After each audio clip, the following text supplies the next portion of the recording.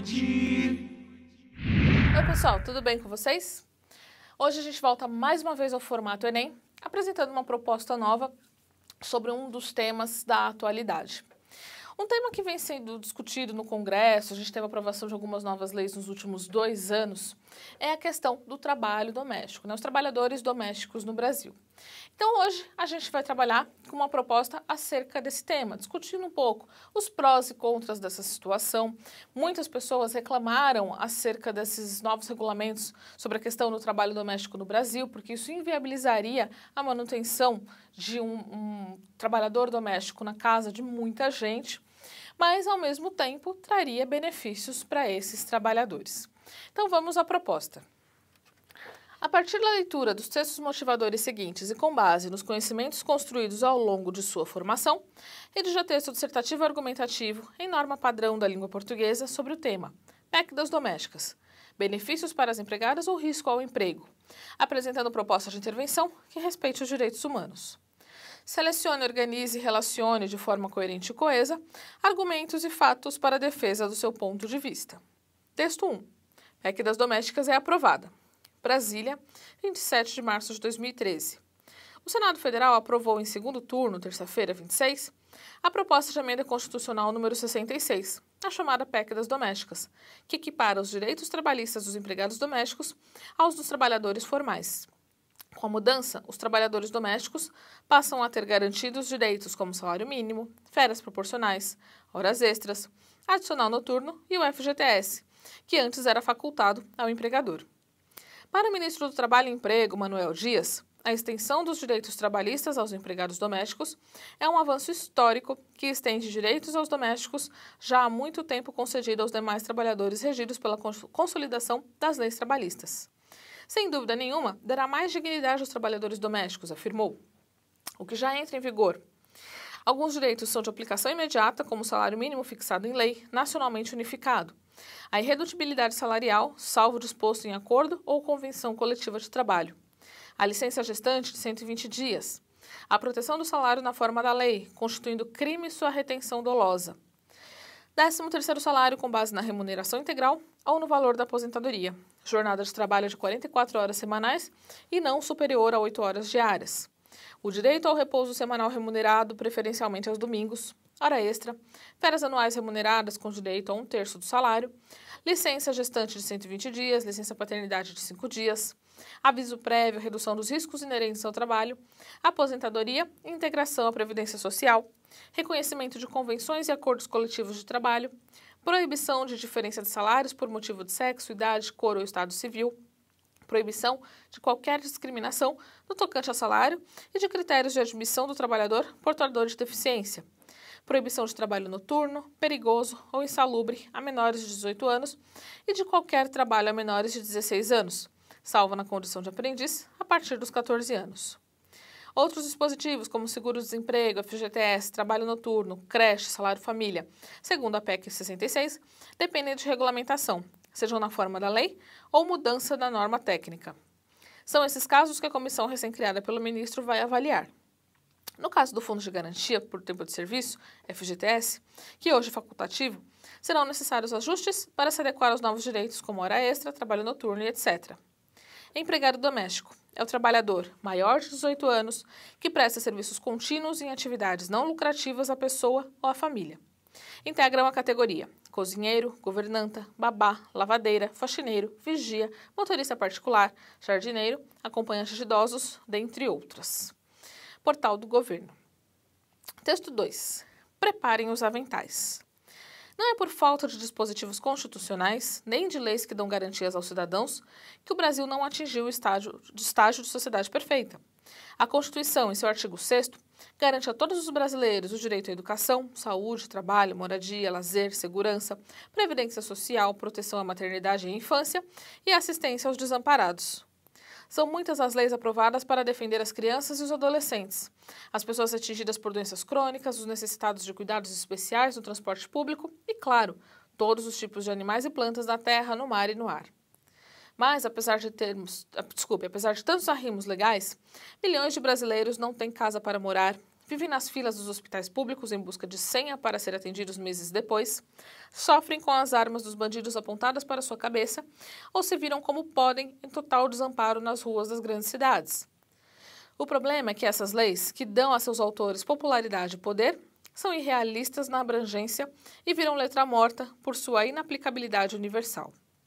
Uma reportagem dessa edição da Veja, porém, comemora a aprovação da emenda constitucional que amplia os direitos das empregadas domésticas justamente por acreditar que ela é realista e aplicável. Especialistas ouvidos pela revista consideram que, em um primeiro momento, as novas exigências legais podem ter consequências negativas, inclusive para a categoria. Muitas donas de casa vão concluir que ficou caro e complicado demais manter uma empregada doméstica fixa, optando por uma faxineira 1 ou 2 vezes por semana. A reportagem fornece dados e análises que permitem concluir que, em pouco tempo, a PEC das domésticas vai ser entendida como uma formidável avanço social. Por refletir uma situação real de mercado com abundante oferta de empregos e escassez de mão de obra, as domésticas já vinham obtendo salários mais altos e melhores condições de trabalho, a PEC das domésticas pode escapar da implacável equação segundo a qual a ampliação de garantias e benefícios sociais é diretamente proporcional à redução do número de beneficiários. Ou seja, ela pode no começo colocar mais empregadas na rua ou na informalidade, mas a longo prazo mostrará sua adequação. Afinal, a sociedade brasileira caminha para ficar em sintonia com a realidade dos países mais avançados, onde ter empregada é um luxo acessível apenas aos muito ricos, enquanto na maioria dos lares a mulher, o marido e os filhos se revezam no aspirador de pó, na cozinha e na pia. Texto publicado pela Veja. Texto 3. Aqui é um pequeno quadro sobre os direitos estendidos aos domésticos. Então, nós temos a garantia de salário mínimo para quem recebe remuneração variável, proteção ao salário, sendo crime retenção dolosa de pagamento, aquela retenção intencional, por exemplo. Quando a pessoa dorme no trabalho, alguns empregadores entendem que essa pessoa deveria pagar uma espécie de aluguel por dormir no trabalho. E aí já desconta do salário dessa pessoa o que seria essa espécie de aluguel.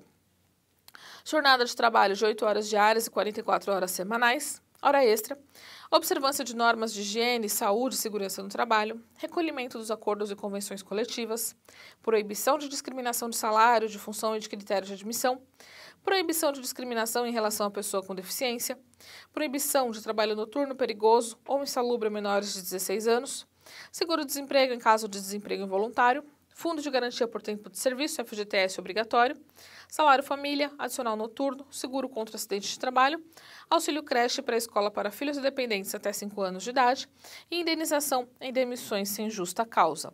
Esse quadro foi extraído do site do G1, Globo.com, um especial sobre a regulamentação dos direitos das domésticas.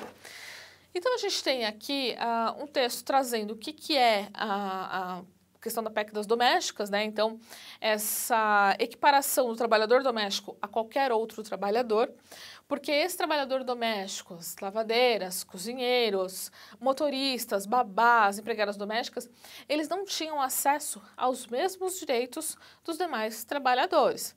A gente poderia até dizer, a grosso modo, que talvez isso pudesse ser considerado um subemprego, afinal de contas, se o trabalhador não tem direito aos mesmos benefícios que todos os demais trabalhadores do Brasil, em qualquer outro tipo de carreira, então esse trabalho é visto como um subemprego, entendido inclusive pela lei como um subemprego.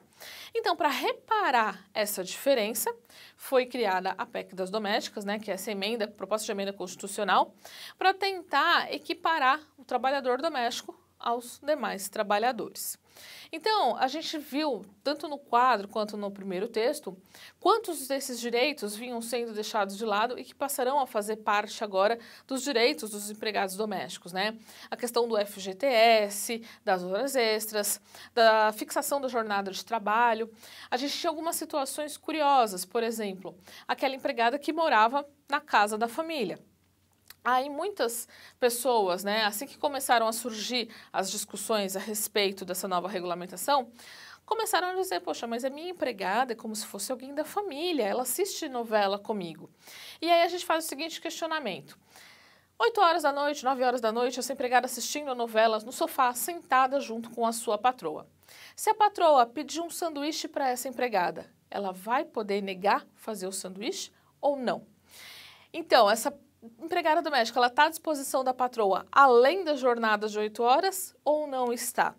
É para tentar delimitar essa jornada, tentar esclarecer esses pontos obscuros que essa lei veio para beneficiar esses trabalhadores. Afinal de contas, ela dorme no emprego, mas ela não tem fixado uma jornada de trabalho, porque se ela precisar atender a essa patroa a altas horas da noite, a patroa chegou tarde, 11 horas da noite, precisa esquentar um jantar, ela vai atender mesmo tendo trabalhado 10 horas durante o dia e não vai receber hora extra por isso, né?